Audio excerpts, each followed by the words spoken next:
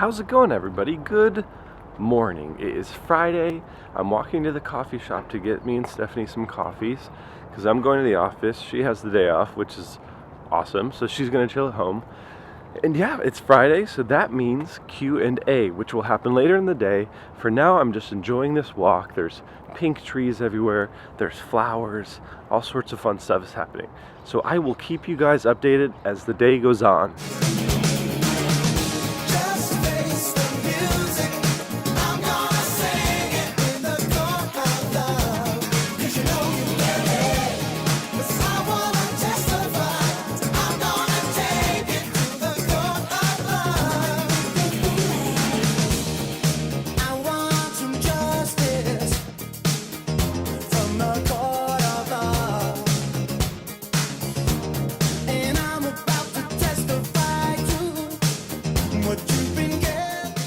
So I'm on my patio right now, and I realized I've never shown you guys my patio.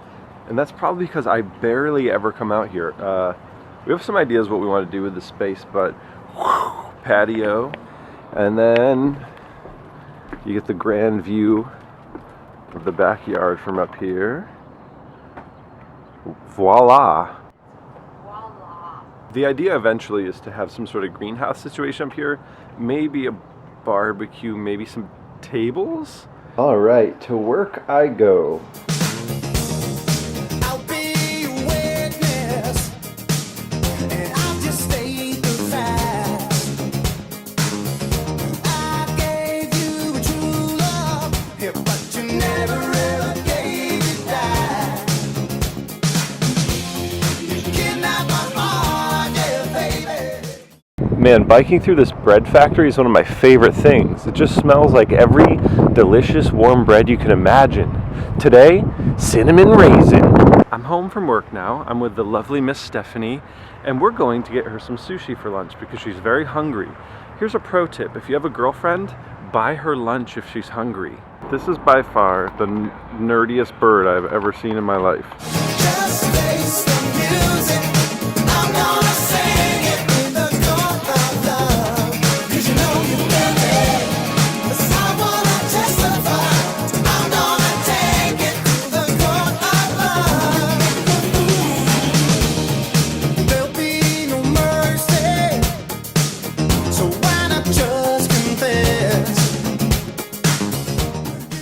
Look how much bigger the cherry blossoms got in one day. That's insane. Hello, and welcome to this Friday's Q&A. I really have been enjoying doing these. Thank you so much for your questions. It's been super fun to communicate and chat with you guys and make this channel something more than just videos. I think that interacting with you guys is a lot of fun, and I like hearing what you guys have to say. I like hearing your questions, and I love answering them. So with that said, let's dive into Q&A. We're going to start with Brandon M. He's a subscriber that I really appreciate. He asks a lot of great questions. He's always commenting on the videos. So what's up, man? Let me answer your question for this week. Is there ever a point where you get tired of the rain or feel overwhelmed by it? How often does it rain in Portland? Which months are rainy and which months aren't? Brandon, you've asked a great question. I would love to answer that for you. Do I ever get tired of the rain? So here's the thing with Portland and rain. If you're going to move here and you're going to live here and you're going to succeed here, you have to be okay with the idea that it's raining every day.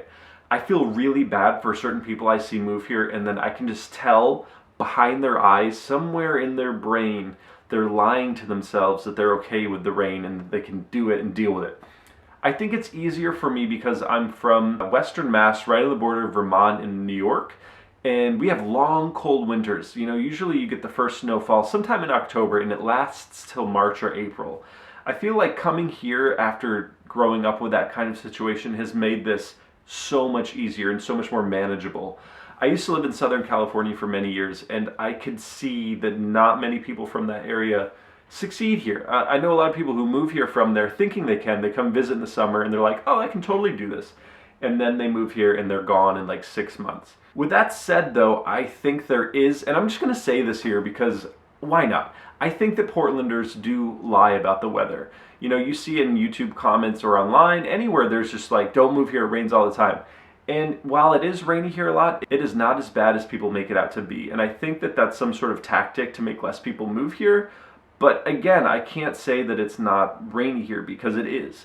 it just doesn't affect me too much. The only times what really gets me are like, I mean, this December was really crazy. We had the most rainfall on record. But the only time it's really ever bad is when you check like the 2 or 3 week weather thing and it's just rain every day, and then you just gotta prepare yourself. A lot of people here just deal with it and watch a lot of Netflix, you know, don't leave the house much, but really it's manageable. Everyone just has a raincoat. If you love living here and you want to succeed here as a Portlander, as a long-term resident, you have to be okay with that, and I can't stress that enough. Summers are great. The summers are awesome. You know, last week of June, it starts getting nice, and that lasts usually until September, October. Last summer was a crazy drought, so we had to deal with that. Portland is an amazing place in the summer until it gets a little too cheeky. A lot of bros coming up here and just kind of taking the town over, and that's when you're like, I want the rain back. And the next question is from the one and only Don Kim. How's it going, Don? And his question, I'm going to paraphrase here, is have I seen the show Portlandia,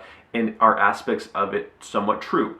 I have seen the show Portlandia, and I'm honestly not a big fan of the show. I don't really find it that true to what Portland's like. I think it's much more of like a Brooklyn or Los Angeles kind of vibe than what it's really like living in Portland. I mean, you're going to find a lot of different people in Portland, and Portland's a lot more eclectic in lifestyle ways than it's made out to be. Not everyone's like a vegan hippie here. Portland is a huge meat city.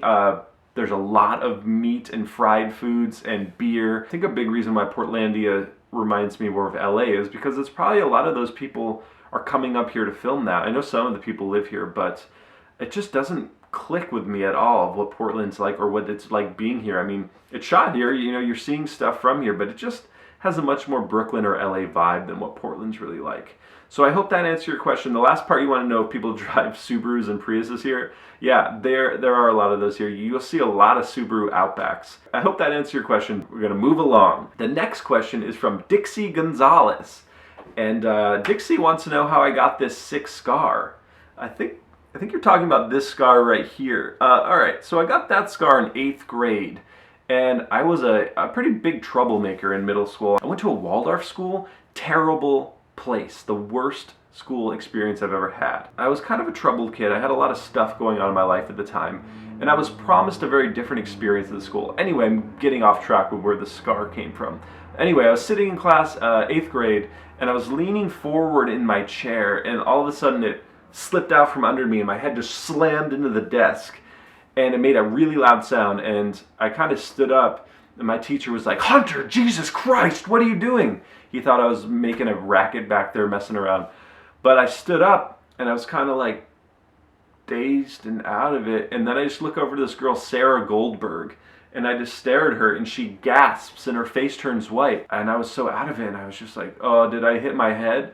And all of a sudden, I just saw this waterfall of blood coming down from my face. I had cracked open all right here, and so my teacher's like, you need to go to the doctor right now, so I went to the nurse at the school, and I got rushed to the hospital, and I had to get all the stitches and stuff here.